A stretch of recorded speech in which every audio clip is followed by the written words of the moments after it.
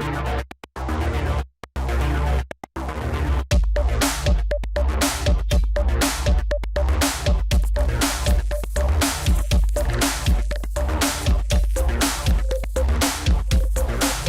this is your host Q, live and direct from Psyche Studio Kochi. Hope you all are having a good time. Welcome to the Groundbreaking, where we sit down with creatives, design and business pioneers to discuss their journeys, process and approach. If you're listening to this podcast for the first time, consider subscribing. Also check out our website. We are working on a newsletter and a slowly growing design community on Discord, where we have weekly design live session every Saturday where we learn something new. For this episode, we sat down with Scott Reems, a retired Nike historian who spent nearly 3 decades uncovering and preserving the rich history of the world-famous company. From his family's connection to the shoe business to his own journey of falling in love with Oregon and landing a job at Nike, Scott gives us an exclusive look into the brand's evolution. Scott shares the incredible tale of reuniting the 4 people who created the Nike name and the swoosh, capturing their stories on film for the first time. We also delve into the design innovations of Nike, from the groundbreaking Nike Shocks and Presto to the rise of the Jordan brand, and the process of selecting college basketball players to be part of the Jordan family. We also talked about his involvement in assisting Phil Knight's famous book Shoe Dog and the crucial role of advertising in Nike's success. ये है Groundbreaking.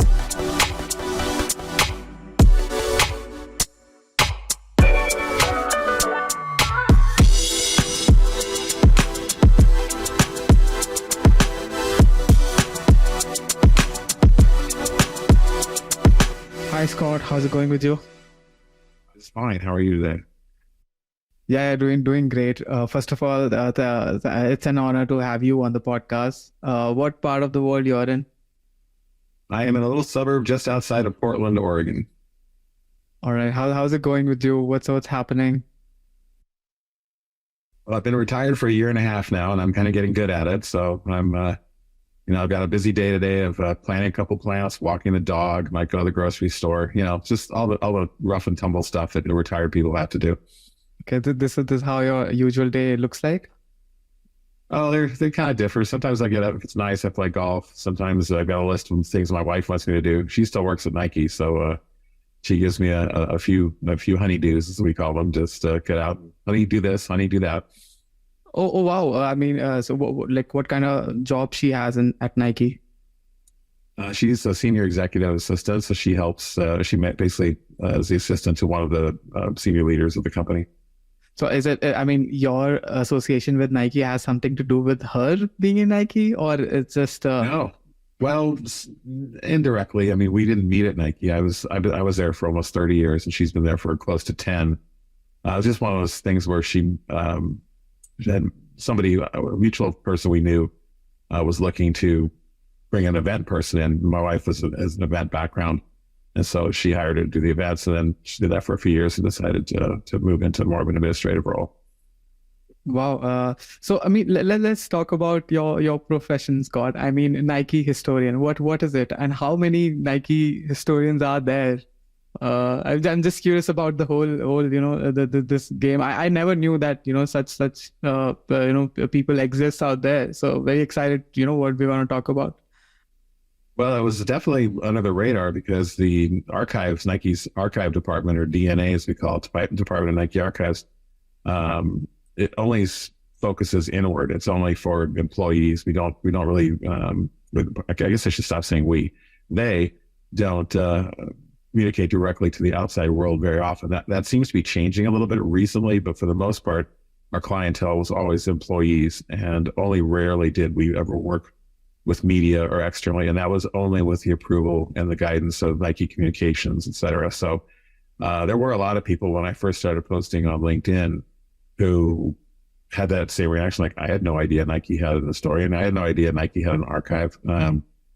So how many are there? Well, there was only one. I mean, I started the role, I created the role in 2004 and into 2005. Over the next 16, 17 years, I was able to hire people who take on a similar role, who either curate or research and tell stories. When I retired, I had 7 people reporting to me. So they're not all quote unquote historians, but they play that similar role. And so when did this Nike archive thing happen? The archive itself actually began in the late 1970s. It was pretty rudimentary. It was a lot of people bringing stuff over and keeping it there. There was some curation, but it was not the level that there is today. And then when the company went public in 1980, then a whole new layer of archiving had to happen, because there's a lot of legal documents and things that publicly held companies have to hold on to. So there became multifacets to the archives. And then over the decades, when we reached the 1990s, that's when we started opening up Nike Towns around the country and then around the world. And Nike Town retail stores had a lot of memorabilia in them. So that had to be stored, had to be gathered, stored, and the stories behind them had to be captured. And then the Nike campus also opened in 1990, the World Campus outside of Beaverton, Oregon. And there was a lot of displays and archival materials and athlete materials. So it just, it grew organically over time. The archive and its reach grew. And then where DNA, when that really kicked in the mid 2005, 2006 area, was when they added my role, and they added the story gathering, storytelling. So for the most part, up to that point, people would drop things off and say, here's this, and here's its story. And they'd say, thank you, and enter that data. But it was all very one note, one person's perspective, and there was no real fact checking per se. So that was the component that I brought, and then my team brought, was to weave together and double check and verify, and if possible, wherever possible, interview multiple people that worked on a particular shoe or an event, and get their perspectives. So we'd have a deeper and richer and usually more accurate story. Wow, I'm just curious about the time where you were kind of digging in and trying to get all the information. What was your process, the kind of process you were following? Because as you said, a lot of the details were kind of blurry. So how was you making sure that and did you already had like a number of resources to kind of get what you want, and I'm sure there was like a lot of interviewing was involved as well. There was a lot of that. It was a little bit of it's hard to think now how we went about all this, but I mean, there were several aspects to it. So previous timelines had existed since the 1980s. People, as early as 10 years after the company was founded in 1972, somebody created a timeline. So that was very helpful.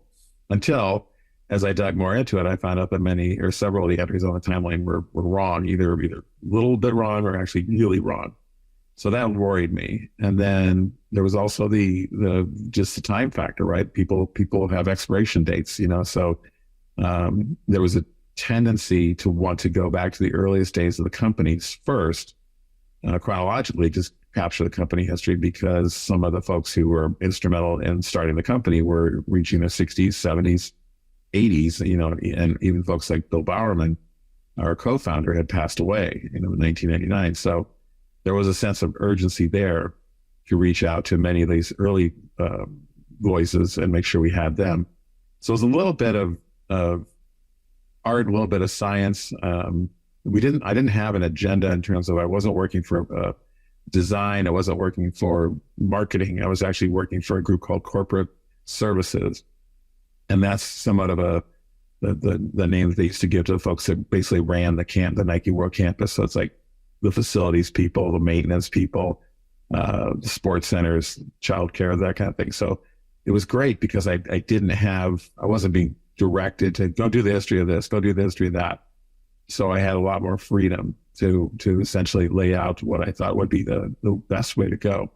And then part of it, honestly, was taking the story that we did know and did have and identifying who the people were. If you're going to talk about this shoe or that event, what people worked on it, and do we know where they are? Or do they still work for Nike? If they don't work for Nike, does anybody have their phone number? And then it was mapping out an outline of, okay, well, these are the seminal stories of 1960s and 1970s. These are the people we've identified as being the ones who can who can flesh out those stories, and then let's reach out to them. And that's what I did for the first 4 or 5 years, was just continually get opportunities to interview people and fill in some holes. And then I started going down some rabbit holes. You talk to one person and he'd say, oh, you really should talk to so-and-so. And I'd be like, oh, never heard of that person. And then I reach that person and they tell me some amazing stories that I didn't even know about.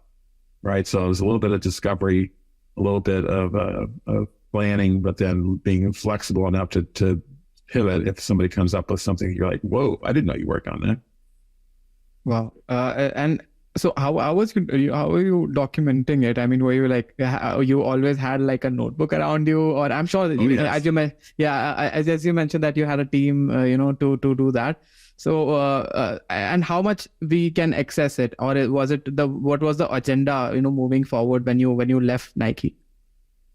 Well, the first, what I would have loved to have done in the earlier days would have one of these, have an iPhone or a camera and be able to record things very much on a high quality level. Back in the 2004 to 2010 era, roughly, I had this little tiny, almost like flashlight or handheld little microphone, and I would keep it up against the phone, or I would put it on a desk as I was talking to people, because I didn't have the budget to do full on camera crew, and frankly, sometimes the interviews just weren't that fruitful, right? I mean, you'd say, oh, you really should talk to Joe, and then Joe would sit down and I'd interview Joe for an hour and a half, and I'd come away with maybe, 2 nuggets, and then so I get like, you need to talk to Marianne. Okay, I'll talk to Marianne. And she would go on and come, give me like 2 hours worth of just amazing gold.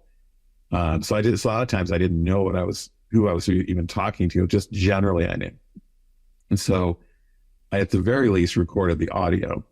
And then I had a transcriptionist who would go through and transcribe things for me. So then I could go back and circle the nuggets, if you will, or the great quotes. And that was it for the first few years, was just that level of capture. As we move into the 2000 teens and I start having a staff and we start getting more muscle behind us, if you will, then I had a more budget as well. And so I was able to use cameras more often. The recording devices became higher quality. And then again, when the iPhone came along, it made things dramatically easier, because not only could you record audio, but you could record video in some of the later iPhones. And so that was a game changer for us, because it was inexpensive but much better quality. Probably for me, it all came to a head in 2011, right before that was the 40th anniversary of the Nike swoosh and the name Nike. They were both created in 1971. So I was preparing to do something to mark the occasion, the 40th anniversary. Big deal. So I found out that Jeff Johnson, who was Nike's first full-time employee, and who was the person who created the name Nike, or coined the name Nike, he was going to be in town in Portland from his home in New Hampshire. And Bob Waddell, who was employee number 4, and who had also been involved in the choosing and selecting of the name Nike and of the swoosh, lives in Bend, which is a Central Oregon. It's about 2.5 hours from here. And he was going to be in Portland. So then I thought, oh, wow, I got both of these guys coming to town. And I reached out to Phil Knight in his office, and he would make himself available to sit down with the 3 of them. So then I thought, well, why not give it a shot? And I called Carolyn Davidson, the designer of the swoosh, who was retired but lived in Portland. And the planets aligned. It was amazing. All 4 of them were available at the same time. So I brought them all into a studio on the Nike campus. I hired a camera crew, and I hired like one camera for each of the 4, and then a 5th camera to capture the room itself. And I'm not kidding you, for the next 2 hours, it was like I was like a kid in a candy store. I was asking them questions and captured it all in high quality film, and saying, I even joked with them when we got started. I said, no one is leaving this room until we can all agree on the same story about how the swoosh and how the name Nike came to be. And they all laughed, but I was halfway serious. It's like, I'm not going to miss this opportunity. So again, 2 hours go by. They're telling some amazing stories. They're correcting each other, which was fabulous, because that's what I needed, because I don't know. I mean, I'm everything I've learned is secondhand. These 4 were in the room. They were literally the people that came up with the swoosh and the name Nike. So we got some amazing footage and about those stories and others. And then as they were leaving, I think it was Carolyn, or might have been one or the other, said to me, this is the first time that the 4 of us have actually all been together in the same room since the day that we chose Nike and the swoosh, and I was like, I got goosebumps. I was kind of blown away. Wow.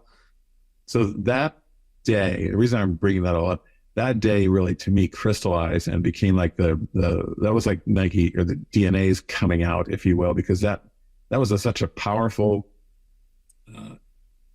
moment and material that we brought up, captured. Thankfully, all four of them are still alive and still with us, but we were now safe in that we captured the stories. We had this. It wasn't just me telling what somebody told me. It was them, the people who did it, telling their remembrances and also reacting to each other. Again, it's one of those videos that I wish I could show publicly, and maybe someday Nike will do that. But internally, I can tell you it's a very powerful thing. A lot of employees, when they see it, they're blown away, because it's literally hearing Carolyn talking about the swoosh, and it's Jeff talking about how he came up with the name Nike. And even funnier, or more so, it's more humanizing, because you even see Jeff and Bob on camera arguing with each other, which they did a lot. And Bob is basically telling Jeff the way he remembered, the way that the name Nike came about is wrong, and that Jeff remembered it a different way. And Jeff's like, you're telling me how I came up with something? Wouldn't I be the one that would know that? But that was like so much about their relationship. They argued good naturedly. They argued a lot, and now you're seeing it and hearing it. And so it's, again, you can tell the stories about these folks, but now you're seeing it, and they're with your own two eyes, and you're hearing them in their voices. And that was somewhat of the tone setter for us going forward. And we tried to find, every time opportunity we look for is, where can we find people to put together, to stir the pot, if you will. It's like going to a high school reunion or a college reunion. You go in there with some memories, and then you see some people who have similar memories, and by the end of the evening, you can remember way more things about those days than you could on your own. And that's frankly one reason I think why reunions exist. Wow, I mean that must have been an amazing experience, Scott. So only I mean, through this material you're talking about, only employees can access it. I'm just curious to know about that. Or I mean, what is it for? Yes. I mean, is it like there's an archive where I can put put myself into, and can grab whatever, or what is it? Right. So the archives, yes, they are definitely a resource for employees. So yes, video like that is accessible on an intranet site that anybody with a Nike user ID and password can view. And that's been great. I mean, originally when we first started, the building was just in an undisclosed location in Beaverton, and only a handful of people knew about it. And only the people who lived in the Oregon area would ever even have a chance to come over and see it. And of course, we have tens of thousands of employees around the world. So creating that intranet site, I think it's been over 10 years now, was also a game changer in terms of our being able to reach out and make our materials accessible to the global Nike population. It also challenged us because a lot of our stuff was U.S. centered, so we had to be more diligent about reaching out about the Indian cricket team and all the European football teams. So we had a little bit of information there, but we didn't have a lot. Again, even with 4 or 5 and eventually 7 people, that's still not a lot of people to gather stories from a global company involved in so many different sports.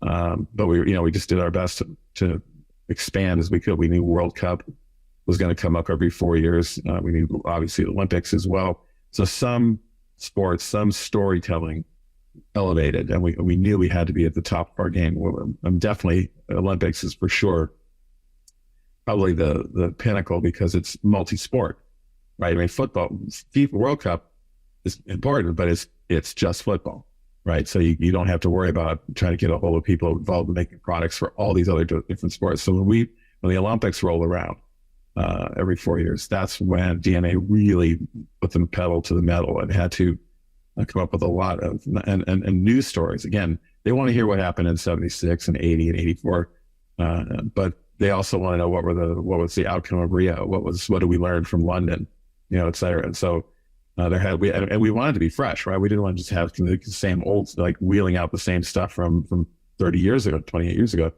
And then now that history is repeating itself. We'll go, the Olympics are coming back to Los Angeles in 1928.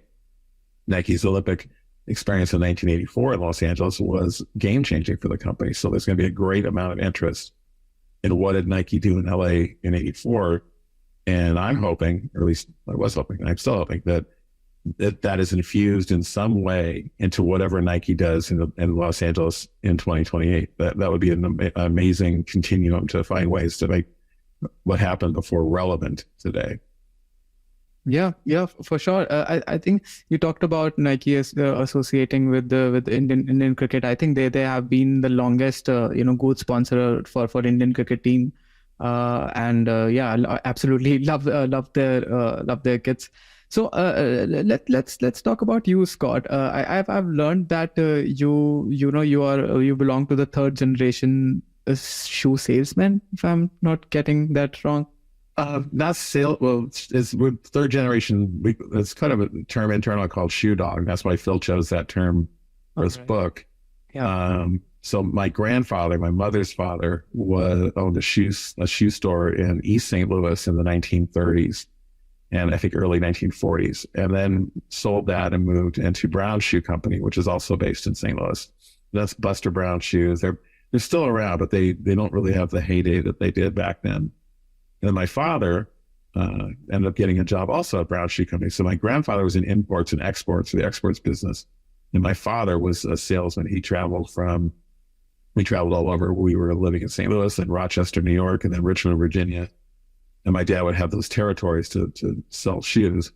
And of course, back in the 60s, that was literally traveling with a set of samples in a case and showing up at this retail store or that mom and pop store with different samples and then trying to sell them shoes, and so we traveled quite a bit. And then in 1976, he was recruited away from Brown Shoe Company by a small company in Eugene, Oregon called Osaga. And Osaga had a parallel life to Nike for about 5 or 6, 7 years. But unfortunately, for my dad, did not have the same meteoric rise that Nike did, and it somewhat fizzled out. But by that time, I'd fallen in love with Eugene in Oregon and went to University of Oregon. Met my wife. We got married and then started looking for work within the Portland area and was offered a job at Nike. So so indirectly, it wasn't like I specifically said because I was a kid and I saw footwear all the time, I want to be in footwear, but I wanted to be in Nike. I mean, that if you live in Portland and you're into sports, you can't do any better than Nike. So that was my goal. And then thankfully I got the job in 1992 in the marketing department. Wow, that's insane, Scott. So I'm sure that's the very reason that you are a Nike historian. I'm sure because you since you were a kid you saw that shoe culture. How was the you kind of a design of what was there in the 40s and 50s? Like what kind of shoes we used to have? Like was it like there was like a fashion trend there or was it like a utility thing? In sports shoes or just in shoes in general? Yeah, just shoes in general, and even about sports shoes, because even when we see like old videos, we see like very, very simple shoes, and I don't know if they had like certain kind of rules and regulations in terms of the kind of shoe they were using. Like right now, sports are banning a specific kind of shoes because it's elevate a certain skill set. So how was the scene back then? And also, do you think Nike has revolutionized the whole system? Well, I'm not a footwear historian as much as Nike, so I do know enough. I can talk a little bit about it. I know that the early days of just general footwear, it was a lot of dress shoes or they were basically brown leather shoes, right, or maybe some black, but they were kind of still really haven't changed all that much in a way for executives to wear. There are people that are in business apparel or business footwear, excuse me. And then the athletic wear was more canvas, Chuck Taylor, Converse type of thing. Adidas had some running shoes and some rudimentary other shoes, basketball and soccer shoes. But they weren't really specifically designed for anything beyond simple sport activity, maybe a little more flexible, a little more motion. You can't wear a stiff leather shoe and play basketball, but then you think about some of the Converse shoes, and they weren't exactly cushioned, they were kind of like planks, with canvas top. So when Nike came along, and first its precursor, Blue Ribbon Sports, in the 60s, they started, the whole idea was that Bill Bowerman had some thoughts about how you could improve a running shoe, how to make a better running shoe. And he certainly had the wherewithal, because he was the track coach at the University of Oregon. So his thoughts were listened to, but for his frustration, they weren't being listened to by folks like Adidas and Puma and other companies that he approached with his design ideas. They would just basically send him a note back saying, thanks for your interest. Here's where you can buy our product in the United States. And so Bill started tinkering with his own ideas. And it wasn't until Phil Knight, his former student, former runner on his team, came knocking with some sample shoes that he'd gotten from Onitsuka in Kobe, Japan in 1960. He got them in 62. He got the samples. He didn't get the samples in his possession for the year. Anyway, he came to Bill looking for an endorsement, right? Looking to get the University of Oregon to wear Tiger brand running shoes, because Phil thought that would be a great marketing coup for him. But what he didn't know was that Bill had this experience for the past few years not being able to get his design ideas to a footwear manufacturer. So lo and behold, Phil Knight shows on his door, not only with some shoes, but basically now with a conduit or an access point to a footwear manufacturer in Japan. So Bill immediately seized on this as more than just an opportunity to get a discount on shoes, but to get his design ideas into the hands of footwear designers in Japan. And that's what led to the partnership in 1964 between Phil and Bill and the creation of Blue Ribbon Sports. So now you've got a company in Japan knows how to make running shoes. You've got a mad scientist, if you will, in Oregon who's got ideas. And so Bill started sending his ideas and his suggestions to the designers in Onitsuka, which they incorporated. And again, you probably don't have all day to talk about this, but long story short, the University of Oregon runners that Bill had test ran some of these shoes, and Bill would tinker with them. He'd send the notes back to Japan. They would make the changes. And all that interaction ultimately led to shoes like the Cortez and the Boston and some iconic footwear.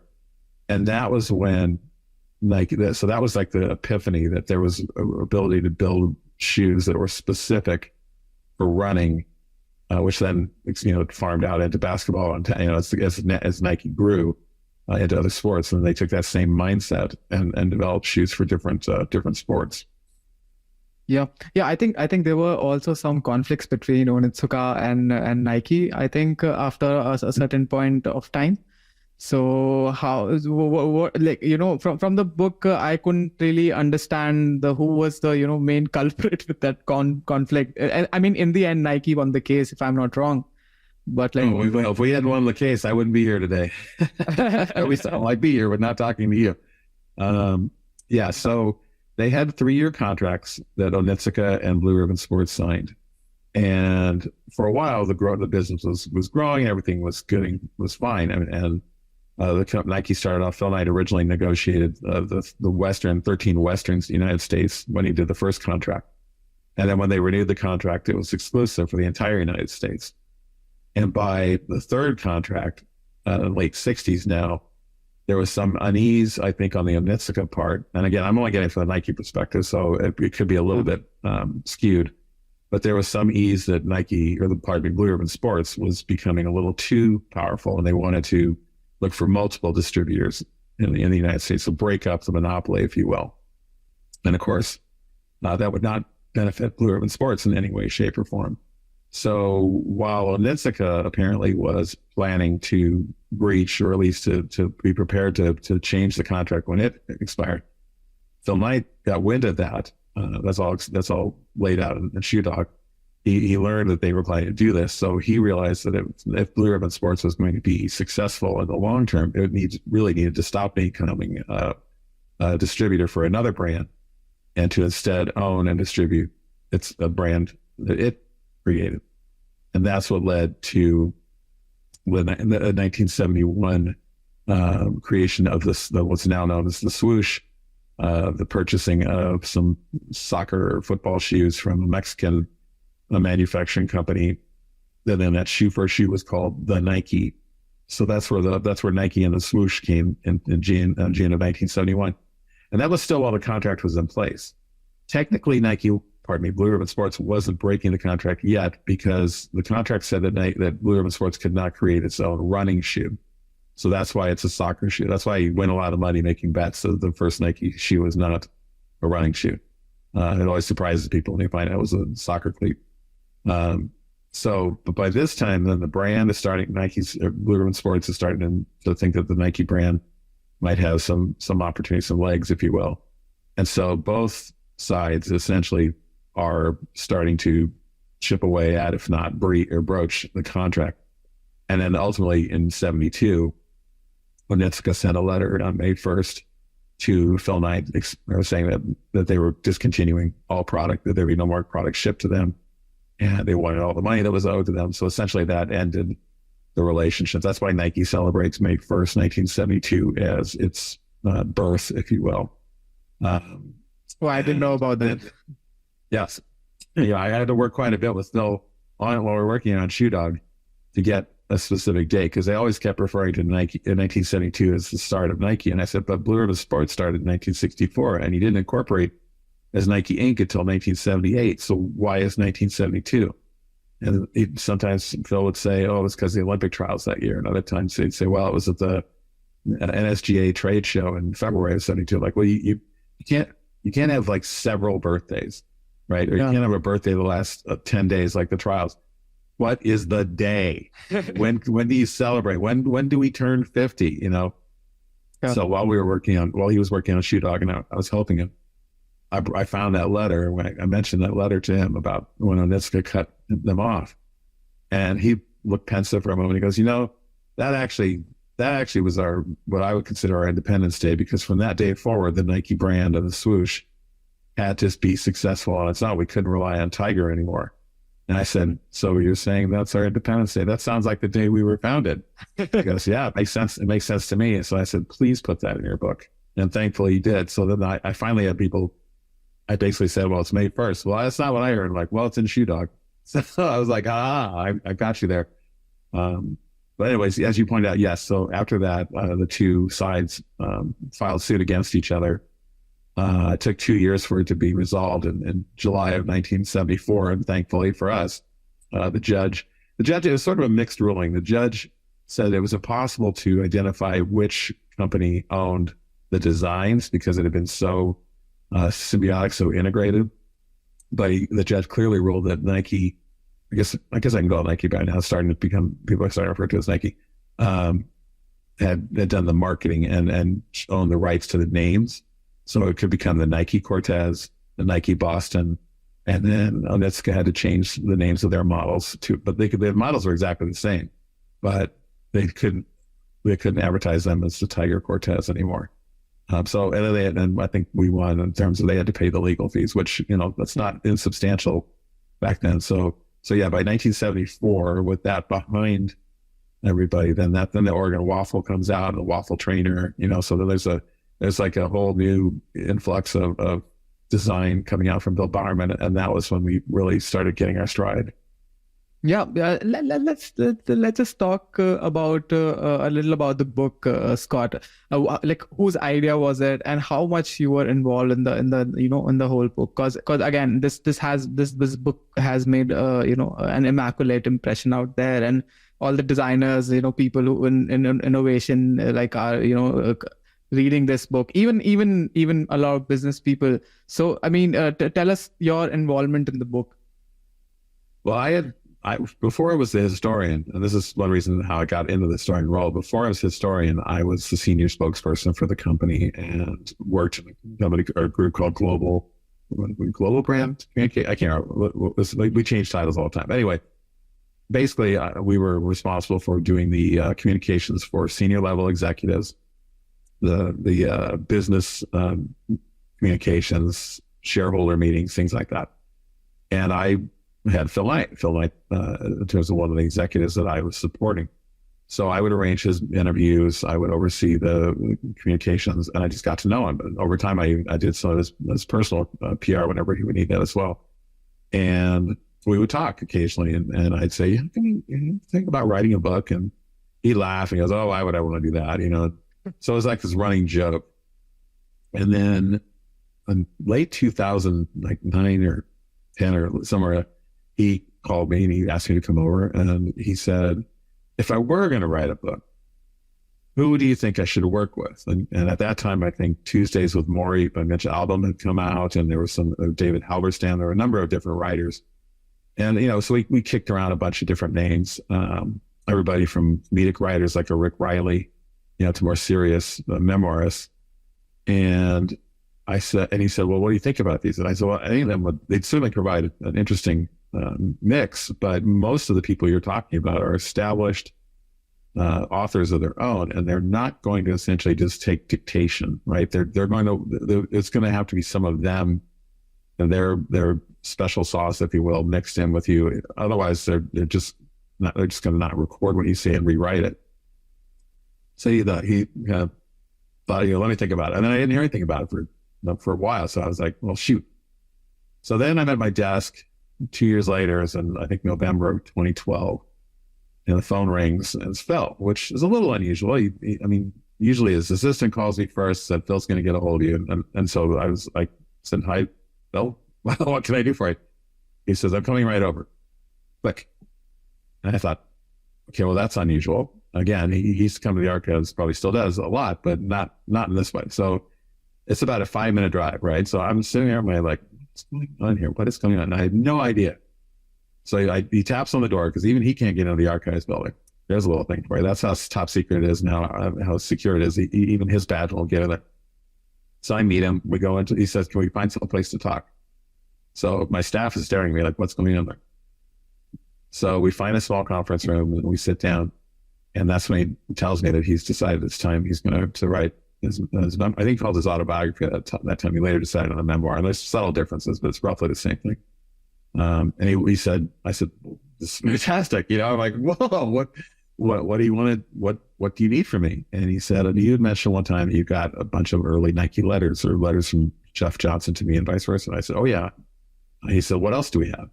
And I told him about some of the early memos and flyers, brochures and catalogs. And I said, we got some things from the University of Oregon archives that Bill Bowerman had donated there. We had copies of that. Their archives related to Bill and to Blue Ribbon Sports. And I said, and I also created a timeline.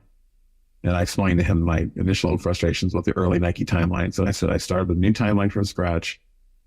I can't guarantee you with 100% accuracy, because sometimes I use people's memories, but for the most part, I have a timeline that I believe captures 99% of our history in the correct order. They said, can I get a copy of that? I said, sure, your company. So I had a 3-ring binder of a lot of those letters because I used them a lot. So I already had made photocopies and had the 3-ring binder of all the letters we had from Bill Bowerman writing letters to Adi Dassler in the 50s, all the way up until the 1972-73 period. And I said, I gave him the binder and I gave him my timeline. And he said, thanks, this is gonna be a big help. Then he disappeared. And so I didn't hear anything through. It was, like I said, it was December, so I was through the holidays, and then early part of 2000. Here was that 2013.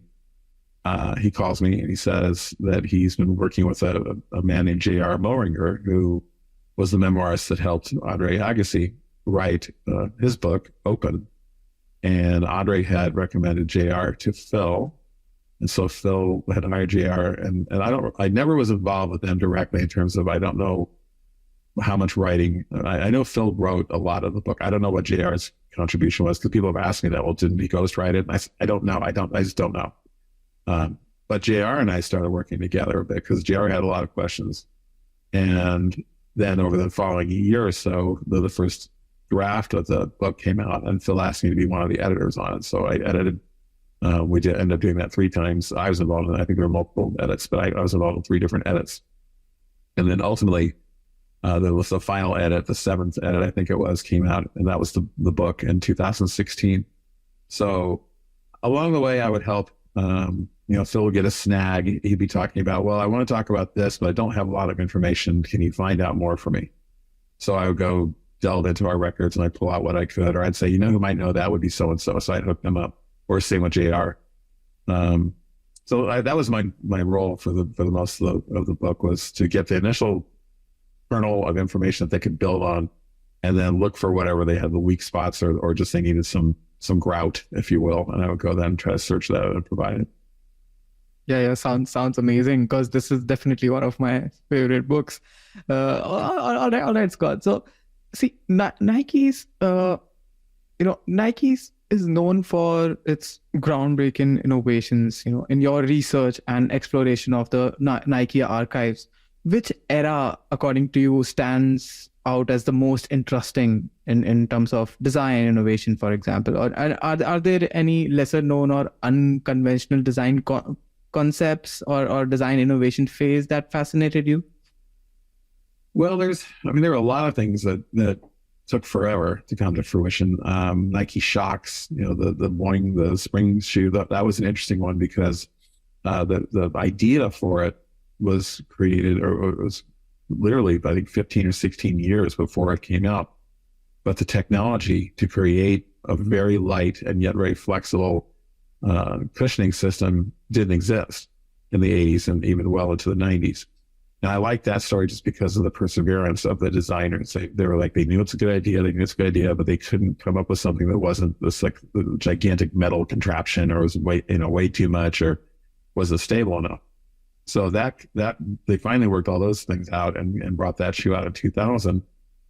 And then at the same time, they're working on Nike Presto, which they build as T-shirts for your feet, which are very much, they came in small, large, extra large, and it was a very, very different experience. Meanwhile, a few later, the Nike Free is coming out, so there's I got all these footwear developments are coming up roughly in about a 5 or 7 year period, building on Air, which of course Air had all of its iterations over the years, starting from the tiny little airbag to the visible airbag in 1987. And then they get all the way to the 360, where there's an entire outsole or midsole of Air. So those are the things where it was fascinating to watch the evolution. And then again, the privilege and my role and my staff's role of being able to sit down and talk to those minds and talk to those people and have them walk us through what it was that inspired, what Tinker Hatfield did with the Air Max, or with the first Air, how that inspired them to do the 180, and how that inspired them to do 360. So it was amazing to get that continuum. So the 90s and early 2000s for me, I found it was doubly interesting, because that was I started in 92. So I was very much I wasn't part of footwear design, or I wasn't part of the marketing, but I was still in the mix and doing a lot of things with a lot of those people. So I had like this multi-layer experience of dealing with and doing these interviews. But yeah, the product was coming out. And at the same time, in the late 90s, the advertising, the marketing was just incredible. Some of the greatest ads we've ever done came out in about from the mid 1990s with If You Let Me Play, and Rick Munoz, the HIV positive runner, all the stuff we did for the 98 World Cup, the 96 Olympics, 2000. There was some, again, I wish I could show them all to you right now, but the ads from the late 90s and early 2000s are some of the best that Nike's ever done. So there was quite a bit of it's just amazing time period. So I would say that's probably, to me, one of the more golden eras of the company.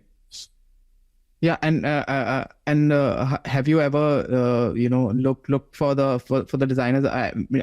This basically why I'm asking is that in your opinion, like, who are the top maybe 3 Nike designers, or like the top Nike designers of all time according to you?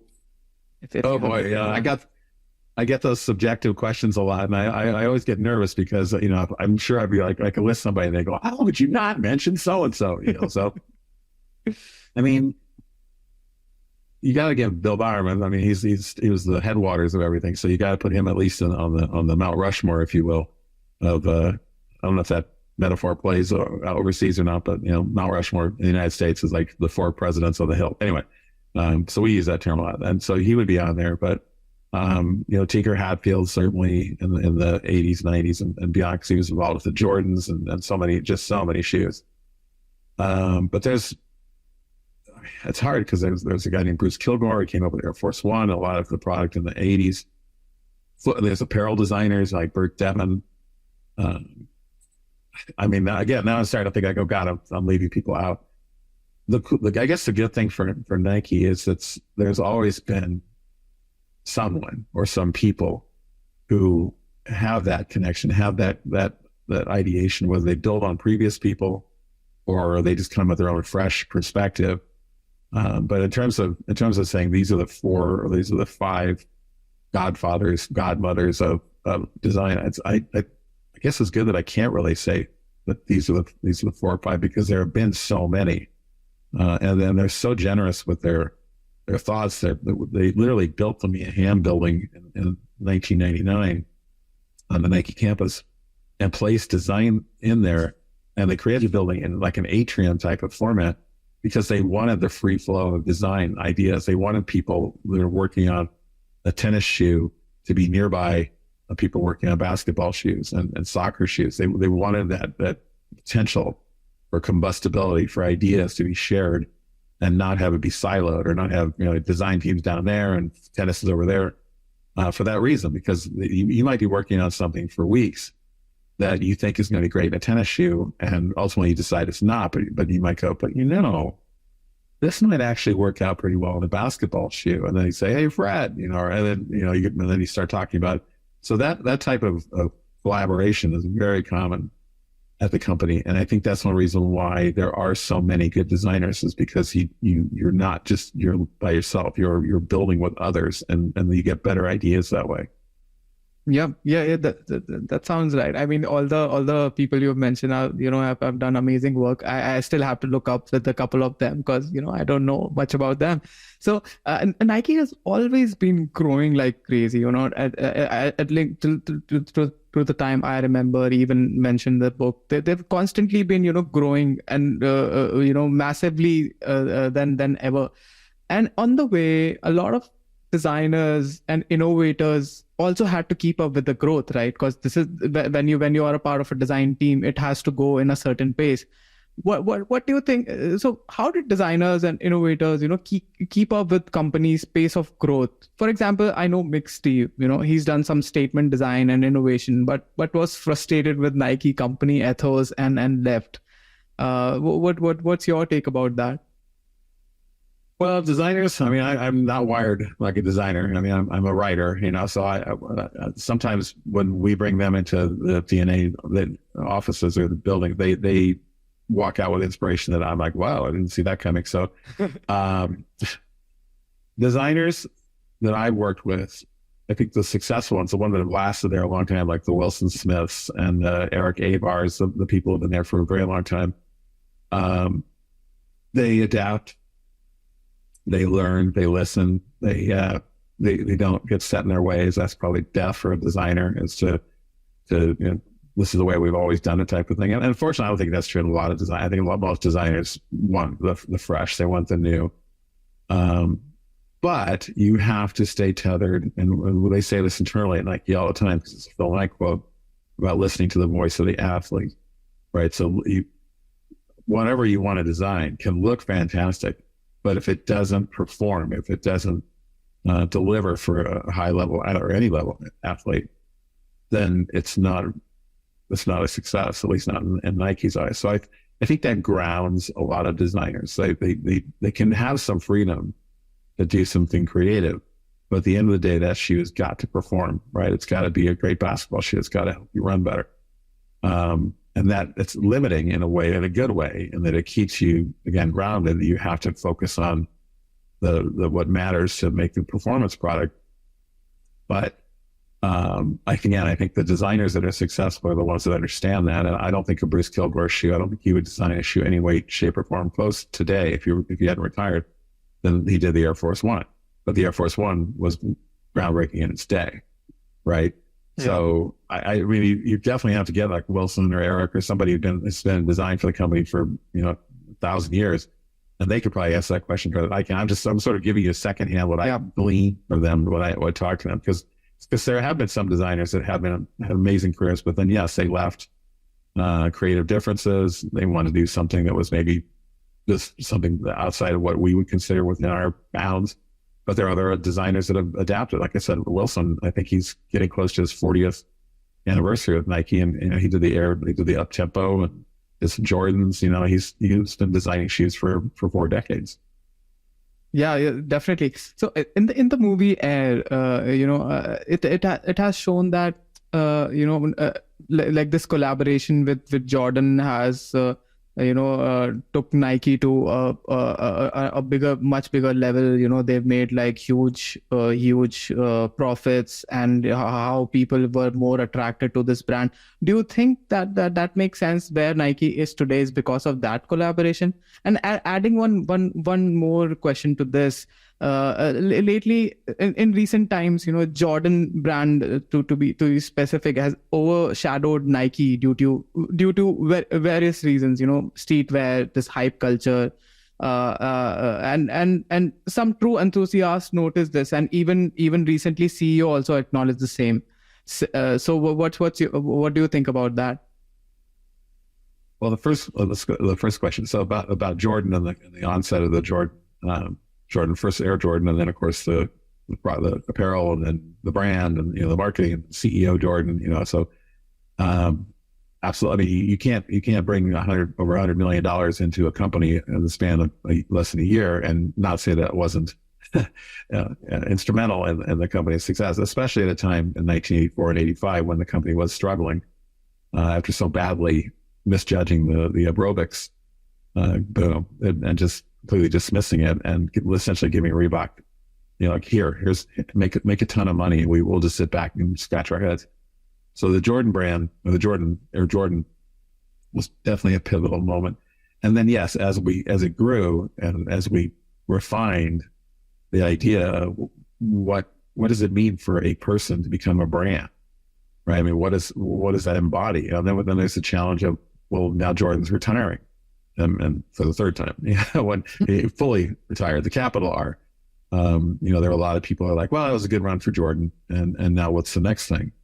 And there were people within the company even who said, well, can we keep it going on with a brand for the guy who's not playing anymore? And it turns out the answer was yes.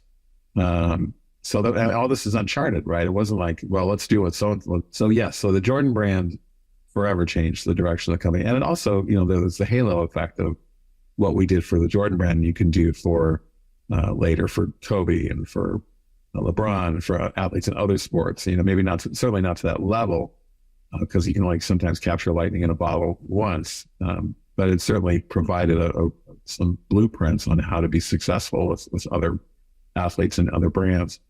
I'm sorry. So the second half of the question was, it was basically, in recent times, Jordan been overshadowing Nike as a brand, and even the CEO acknowledged the same.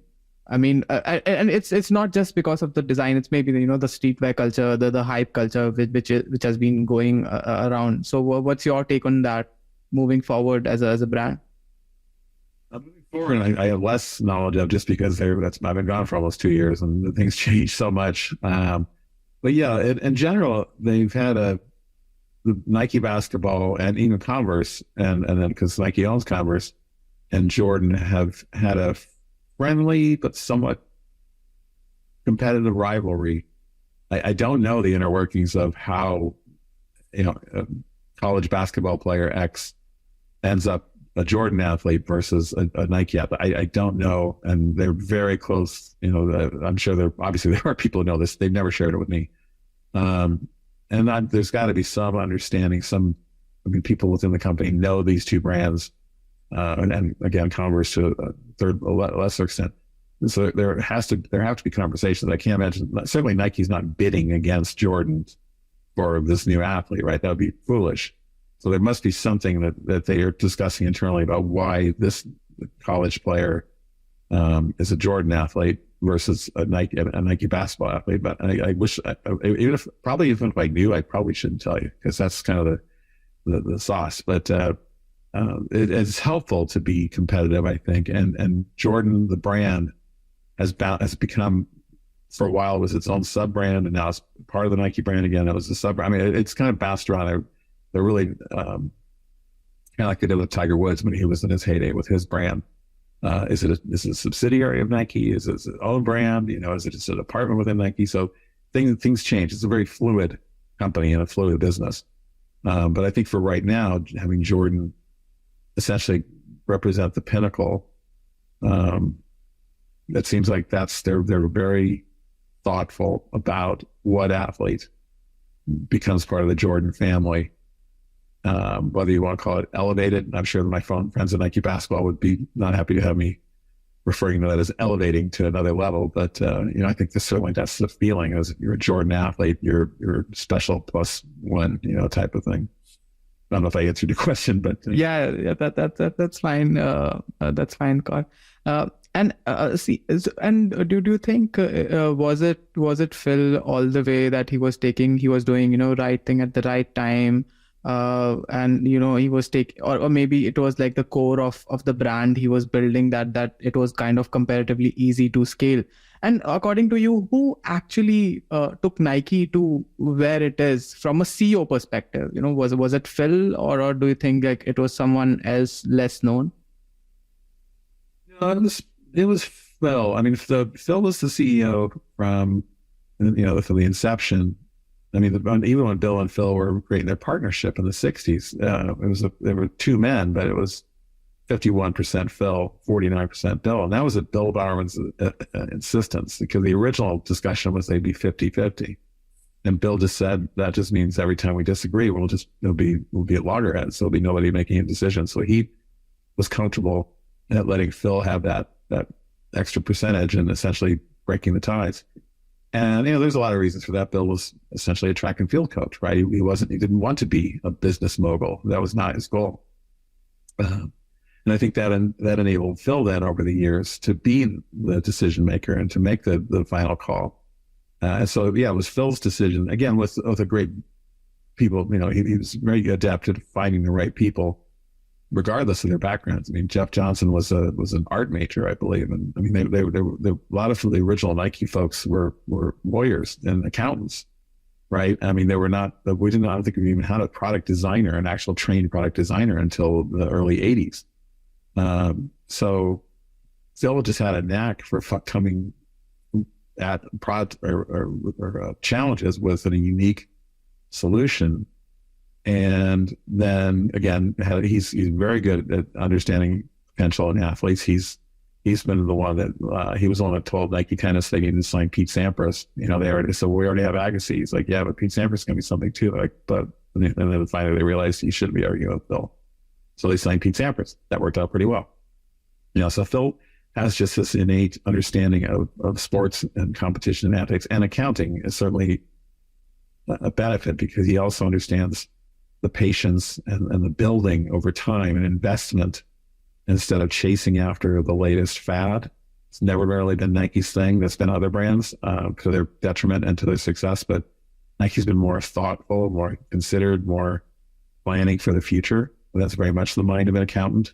So I would say Phil's imprint on the company is deep. And it wasn't, I mean, he stepped down, in 2004 as CEO, still remained as chairman of the board.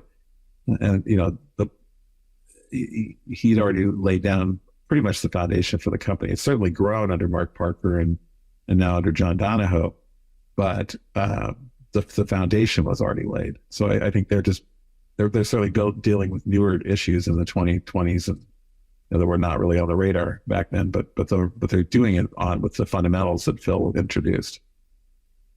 Yeah. Wow. I mean, pretty good insight there, Scott.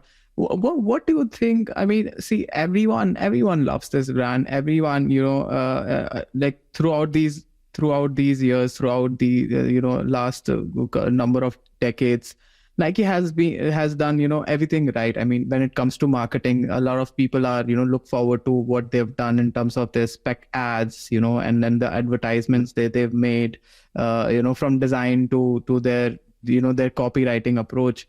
What do you think as a brand they've done right, and what's that like? What are those? Maybe it's the principles they have, or maybe they have a cause that has made them what they are. Because I would definitely consider Nike is one of the most important brands in the world. What do you think about it? Well, I won't argue with you on that. You know, again, this question came up a lot for me because there are people trying to understand. It's almost as if you can boil it down to like an essence or a spray. Like, you get it. Yeah. I mean, but in 1977, right, going back all the way back into the 70s, there was a day when Rob Strasser, an early Nike executive who's featured in the movie Air, he was frustrated with the growing sentiment at the time, like, well, I don't know if I don't want to go to Korea. I don't want to be, and so people before that had just been told this is what needs to be done. And I hate to say it, they just did it, So Rob pounded out these 10 principles on his typewriter and photocopied them and taped them up on walls and put them on people's desks. And those were essentially evolved over time into what became the Nike Maxims. And those are still very much a part of the company. So the company has taken pains over the years to, as best it can, identify that ethereal culture, heritage, ethos, whatever you want to call it. And it has morphed over time, but the essentials, the core of authenticity, teamwork, performance, they call them different things, but the heart of it is still there. And so by staying true to that, even though the world changes, social media, I mean, there's athletes, there's a lot of things that have changed over the years, but the central core of people wanting to perform, to compete, to do their best.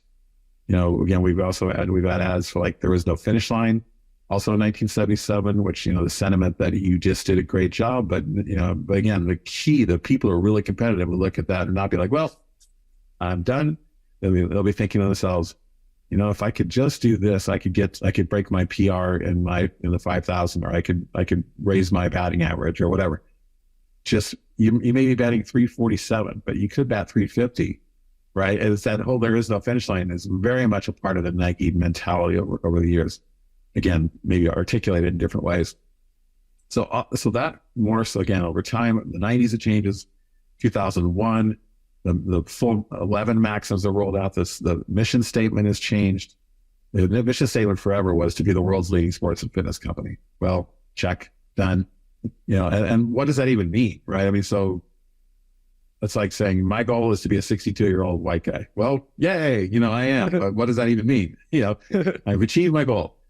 So that's when they created the much more complicated / inspirational mission statement to bring in innovation and inspiration to every athlete in the world, and the asterisk on athlete for a quote for Bill Bowerman, which is, if you have a body, you're an athlete. So essentially what Nike's saying is they want to bring in for innovation and inspiration to every person on the planet, because you have a body.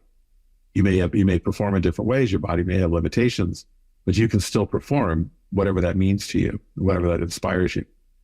That's a very open-ended mission statement, and that now allows for a lot of interpretation and ability to go in many different directions. So Nike has given itself that freedom. It's a freedom and a challenge, right? Because it is highly competitive. It's a highly competitive company. You almost never see the same ad idea twice. So it permeates Whitney Kennedy. I mean, which is also, we didn't talk about that, but Whitney Kennedy's influence cannot be understated. I mean, or cannot be overstated. I mean, there are so many important things that Whitney Kennedy has brought from this advertising perspective that has either enhanced or sometimes taken Nike in a brand new direction. So we've just been very, I don't want to say fortunate, because that implies luck. There is some luck, but it's certainly, it's just people who are passionate about what they're doing, having some freedom to experiment and try things that have not been done before without the fear of being held accountable. They're always accountable. You know what I mean? Not being, Dan Wieden, greatest minds I've ever met, on his desk, he had a little 2-word thing that just said, fail harder. because that means you're trying. Learn from it. Don't keep just failing all the time. Just don't like mess up. And Nike had that same idea. The same thought was, it's okay to fail. Learn from it. Don't fail foolishly, but learn from it. Don't hide it. And so when you're told that, when you're given that, and then the DNA would provide examples of that, it's empowering for a new designer, a new marketing person, not to feel like they have to be gold all the time. That's exhausting. First off, it's impossible. And secondly, it's exhausting to think that you have to live up to this standard that is so high. You're either going to burn out or you're going to become jaded. And so we're like, yes, shoot for high results. But did you know that this happened? Or the gold shoe that everybody looks at in the 1996 Olympics that Michael Johnson wore was an amazing moment, but it came from a terrible moment in 1993 when Quincy Watts' shoe delaminated on the final turn of the World Championships in Stuttgart, and his shoe fell apart.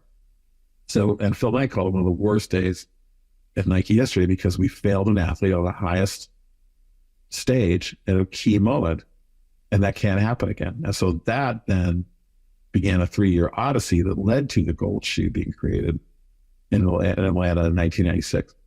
And those stories, when designers hear that, they feel much more connected and empowered because they realize that it's not just, oh, and then a designer came up with, let's just make a gold shoe. Oh, great idea. Let's get Michael to wear. Because I'm like, who thinks of that? Who would even do that? Well, that happened over a process and because of bad stuff that happened. That, I think, allows new designers to realize that there are plenty of opportunities to be creative, that you don't have to just hit the home run every time. And if you don't have that stress, again, I'm not a designer, but again, as a writer, if you had to tell me that everything I write has to be Pulitzer Prize winning, I'd be like, I can't, it's not doable. Yeah, you mentioned that you're a writer, Scott, number of times. Are we expecting a book from you or something? That tells something about your plans moving ahead in your future. What are you working on? I'm sure. I mean, you can't be. You made it sound very simple that you are having a retirement life, but I'm sure a person like you is onto something for sure. Tell us about that. Well, I mean, yes. So my sons both have been cajoling me into writing stories, and I have to be honest. There were some times because I wasn't the historian for my entire career at Nike, right? So I was there for almost 92 to about 12 years. I was doing other things, and there were these almost meta moments where I'm writing about something, and I realize that the best person to comment about what I'm writing about is me. Right, like the '96 Olympics and what we were doing with athletes there. I was in charge of the athletes doing events and experiences in Atlanta, like Michael Johnson, not the racing itself, but the Nike events. So sometimes I'm like, well, I'll just quote myself. It's just maybe it's even journalistically not kosher, but I was like, I don't know who else to ask this. I'm the one that knows this answer. So I have thought about creating or writing my own thoughts because it's a little challenging because I was an employee of Nike and I was a historian for Nike. And so when I was interviewing people, I was doing it paid by Nike. So technically they own those interviews. So I've been told nicely that anything that I would do, like in terms of that, would be proprietary to Nike. I've also been told by others that I can write about what I did and what I remember. So I couldn't just, if I would write a book, I couldn't just say, and here's how the Nike Cortez was created, because that's owned by Nike. I could talk about my interview of Jeff Johnson, who said, so it's a little squishy, and I'm not waiting in there. I don't have a manuscript, but I am jotting things down. And it's just fun. Like even the LinkedIn things that you mentioned earlier, that's just been fun because first off, there's a character limit. So you should all thank LinkedIn, if you're following me, that they put a character limit because that keeps me from just going on and on and on and on and on, which I have been known to do, if you ask my wife. So it's been a nice outlet though, because I again, as I mentioned earlier, DNA has never been public facing. So the stories that I'm able to post on LinkedIn I've never been able to do that before.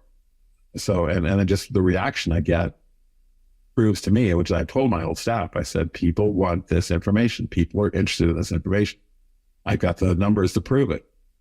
So that's why I'm hoping that they can start doing this. So they can be more authoritative. That they would be able to tell these stories. But in the meantime, I'm going to. So I do enjoy LinkedIn, but I'm also thinking, yeah, to your point, I am 62 years old. My wife hasn't retired yet, so can only walk the dog for so much the day before she's 13. So she's kind of like, are we still walking? How much longer? So yeah, I'm doing little things, little projects. So I've consulted with a couple of smaller, one Pros franchise, a couple of other smaller companies about how to archive and how to get started with archiving. Usually when they find out what's entailed and the cost and how much it's not just a matter of putting stuff on a shelf. Then sometimes I don't hear from people after that.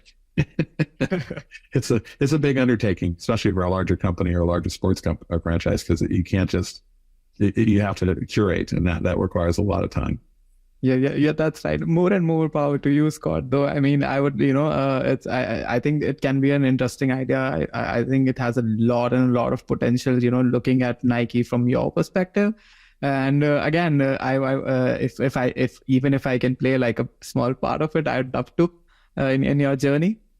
Well, I love there's that old thing about those who don't learn from history are doomed to repeat it type of thing.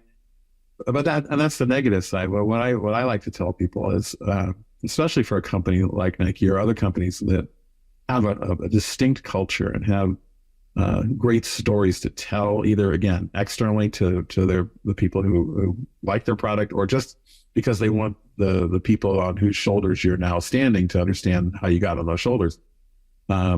It's just a privilege. It's just an amazing privilege to be able to sit down like I'm doing with you. I did that probably close to 1,000 times. I think I interviewed probably 1,000, if not more, people over my 17 years in the role. And I would get the most amazing stories. And people were so comfortable just sitting down, just talking on like we're doing, and just sharing some of their, I don't want to say intimate, but sharing some of the things that was so kind of raw moments. And sometimes they'd literally say, you need to turn the recording device off, and I'd turn it off, and then they would tell me some more amazing stories. But they were either sensitive or stuff like, ooh, I can't really do anything with that publicly, and then we turn it back on. And I said, why, in my mind, I'm thinking, why are you telling me this? So part of me, I felt like I was almost becoming like a therapist for some people. They could share their thoughts. And I did get that a lot in my last few years at the company, was people call me up and,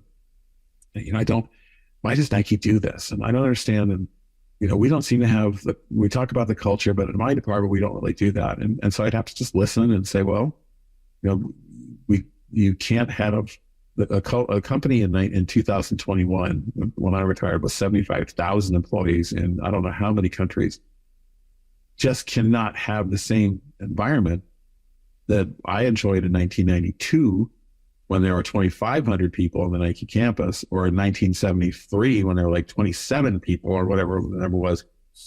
It's just not possible. So my advice was always create, if there are things about Nike's history, Nike's ethos, Nike's culture that you have always been inspired by or gravitated towards, find ways within your subgroup, your department, your cubes, the people in your neighborhood type of thing, and emulate those, embrace those.